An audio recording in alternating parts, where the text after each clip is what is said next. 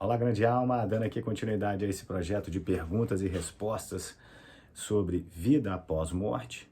Vamos inaugurar aqui então a próxima pergunta, que eu não me recordo o número, não sei se é a 12ª, mas é uma pergunta de aprofundamento, uma pergunta também que a gente vai prolongando, né, e cada vez mais desenvolvendo. Então já peço para você fazer a gentileza, se faz sentido para você, se inscreva no canal, curta, ative o sininho aí para que a gente possa chegar mais essas informações a mais pessoas e assim você possa também colaborar com o progresso informacional e inspiracional que nos necessita nesses momentos de tanta dificuldade, de desmistificar um pouco e desconstruir também os paradigmas religiosos, os padrões religiosos que foram implantados e que faz com que a gente perca bastante oportunidade de conhecimento e bastante oportunidade de perceber as nuances em que existem entre o céu e a terra, né? Há muito mais coisas entre o céu e a terra do que a nossa vã consciência pode descrever. Pois bem, então essa pergunta agora, ela inaugura então, Alberto, existe inferno? Essa questão. Então, é importante, como a gente já vem trazendo, que eu e você, o homem em si, aqui eu estou usando o termo homem como humanidade, o homem em si constrói para si próprio o seu céu e o seu inferno. Como foi dito, a morte não resolve a vida de ninguém. Nós passamos, né, perdemos essa interface biológica, esse equipamento biológico físico, e nós vamos para os próximos planos com a mesma quantidade de pensamentos, e a mesma quantidade, qualidade e caráter dos pensamentos, a mesma quantidade, qualidade e quantidade do caráter das emoções, porém com um detalhe, muito mais intensificadas. Aqui, por conta dessa âncora biológica, do corpo biológico, por nós estarmos aqui nessa dimensão nos manifestando, o corpo biológico faz com que, eventualmente, muitos dos nossos sentimentos e muitos dos nossos pensamentos não consigam ser materializados, justamente porque a âncora biológica nos impede. Por exemplo, às vezes você pode ter alguma irritação e passar toda sorte de pensamento, dos piores pensamentos na sua cabeça e das suas emoções, mas você não dá publicidade a isso, você não manifesta isso, você não realiza esses sentimentos. Porém, quando nós vamos para o próximo plano, que o primeiro plano depois do físico é o plano astral, e aí que é um plano de kama loka, ou seja, né, a região das emoções, quando chega naquele plano, todas as nossas emoções são intensificadas. Então não ache que aquilo que está difícil para você aqui no plano físico vai ficar mais fácil para você no plano astral. Ao contrário, vai ficar mais intenso. Então, o homem mesmo cria para si próprio o seu próprio céu e o seu próprio inferno, baseado naquilo que a gente chama de estados de consciência. E foi dito no vídeo anterior a respeito de como são os planos, né, e as subclasses dentro do plano astral. Nós temos 7 subplanos. Esses subplanos são separados em 3 subclasses, né, em três classes, na verdade, onde nós temos da classe mais grosseira à classe mais refinada. E aí dá a entender que foi dito também que o plano astral ele permeia ali até a média da distância da Terra à Lua, e a 7ª subclasse, a mais densa, né, que é a terceira classe do 7º subplano, que é a mais densa, ela fica até mesmo embaixo da Terra. Mas veja, é importante entender que apesar de nós usarmos essa linguajar acima e abaixo da Terra, não é, na verdade, uma geolocalização, não é um local físico esses planos, é um local vibracional, energético, que por uma questão de sintonia, simplesmente a pessoa está lá. Todos esses subplanos, eles estão se interpenetrando, porém, por uma questão de ressonância, você consegue só ver aquilo que você está vibrando, digamos assim. É uma questão dessa, você entra num ambiente e você só consegue ouvir aquele tipo de coisa. Um exemplo semelhante seria, se eu e você, que não temos um ouvido absoluto, entrarmos para assistirmos uma orquestra, nós só vamos conseguir ouvir um ou outro e ou vamos conseguir perceber a beleza toda da obra. Mas o maestro que está ali gabaritado a transitar em todos os planos, ele vai conseguir ouvir todos os instrumentos, inclusive aqueles que eventualmente estejam desafinados. E está tudo acontecendo no mesmo tempo, tanto para mim quanto para você, quanto para o maestro, o sonho é o mesmo, porém ele, por ter um refinamento, uma capacidade, ele consegue discernir e corresponder maior. Então, a questão de céu e inferno foi muitas vezes posta por uma questão estratégica, por uma questão mesmo, essa questão desse diabo, dessas coisas todas, respeitadas aqui, não tem nenhuma pretensão de ser ponto final de nada, porque quando nós tratamos de espiritualidade, ninguém tem certeza, ninguém pode dizer que é certeza absoluta de nada, nós estamos aqui só num grande talvez, mas precisamos, de qualquer forma, desconstruir aquilo que existe como um dogma fechado e hermético. Então, esse diabo, tal como nós assistimos, esse desenho caricato, essas coisas de chifres, eles pertencem muito mais ao imaginário, né, do livro lá, A Divina Comédia, de Dante Alighieri, onde ali ele fala e aí se utiliza dessas imagens para representar aquilo que é, então, incompreendido pelo homem. Assim como também nesse inferno, como também é dito, né, queimará no fogo do inferno por todo sempre, esse medo.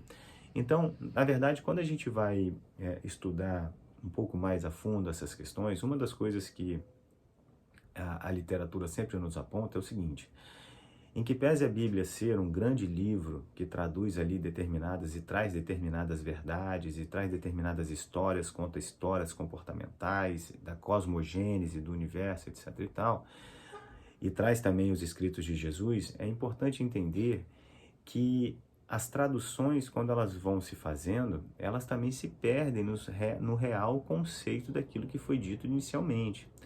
Então se interpreta que Jesus tenha dito em alguns momentos que exista a danação eterna, ou viverá eternamente no inferno. E é importante entender que naquela época, lá na Palestina, se falava mais ou menos aramaico, hebraico, latim e grego.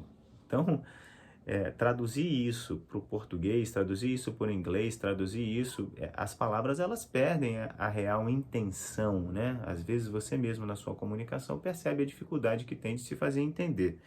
Então, não há possibilidade de nós considerarmos nada como uma punição eterna. Veja, se nós estamos dizendo que Deus é amor, que um Pai é amoroso, etc e tal, como que ele pode fazer algo, como que ele, né, supostamente esse ele que não é antropomorfizado, ou seja, não é um velhinho sentado com um tacape, como que pode existir algo que seja eterno? Mas não é só isso. Veja, se essa existência ela é finita, tudo que é finito também, por mais tempo que leve, também termina. Então, não há possibilidade de existir nada que seja eterno.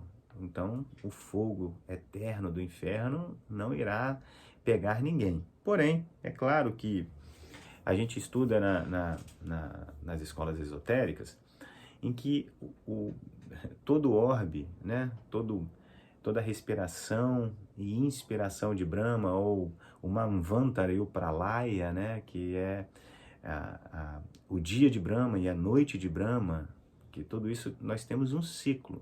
E todo ciclo a mônada, ou seja, aquela parte principal emanada do Ser Supremo, que é cada um de nós, ela participa de um processo de involução e depois ela parte de um processo de evolução.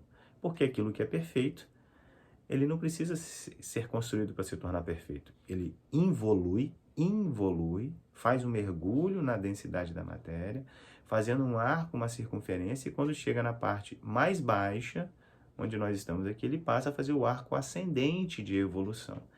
Então, é claro que em algumas situações, como já foi dito, por exemplo, que na Lemúria, por exemplo, a partir da metade do desenvolvimento da Lemúria, houve ali uma descida dos senhores da mente para ocupar novos corpos que já estavam habilitados a responder a aqueles seres. Por quê? Porque durante o desenvolvimento de determinados planetas e determinados orbes, os corpos ainda estão tão embrionários, ainda precisa se desenvolver esse equipamento biológico para chegar nessa modernidade e nessa responsividade às questões mentais, precisa passar pelo mineral, pelo vegetal, pelo animal, depois pelo animal precisou desenvolver várias questões, mudanças genéticas, incursões de DNA ali para poder chegar nessa interface biológica apropriada para que nós possamos, digamos assim, reencarnar e utilizar esse equipamento físico com o cérebro,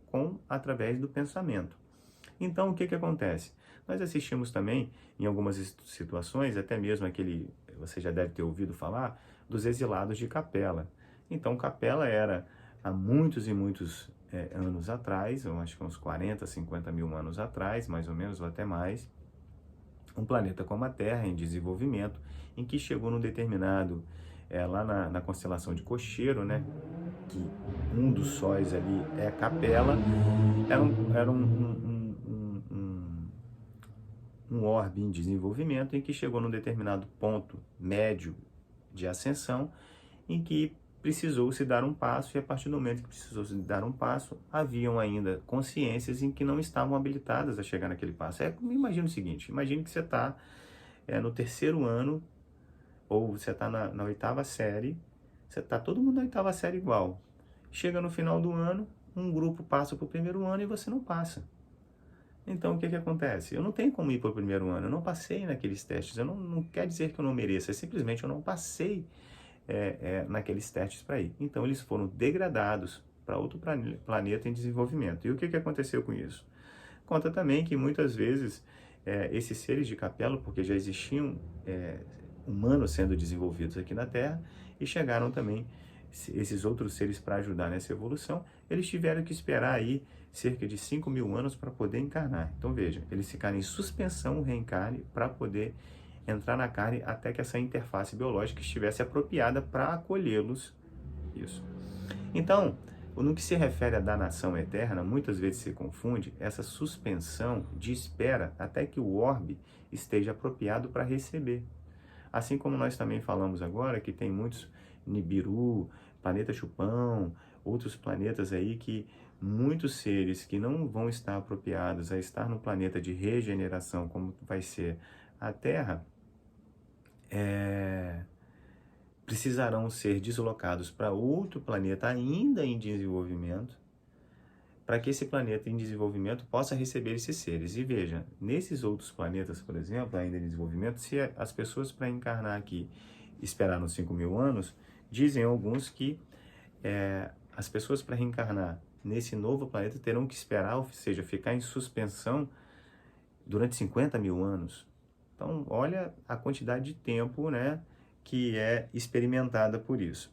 Então, de nenhum modo há a questão de uma danação eterna ou de um inferno que deve ser julgado a pessoa. Somos nós mesmos, através dos nossos pensamentos, através dos nossos sentimentos, ou seja, através da nossa vibração, que determinam como o elétron se comporta, que por uma questão de correspondente vibratória, nós vamos trazer para nós e construir para nós tanto o nosso céu como o nosso inferno. Contudo, a gente sabe que uma das formas de incutir dominação e angariar fundos é incutir o medo.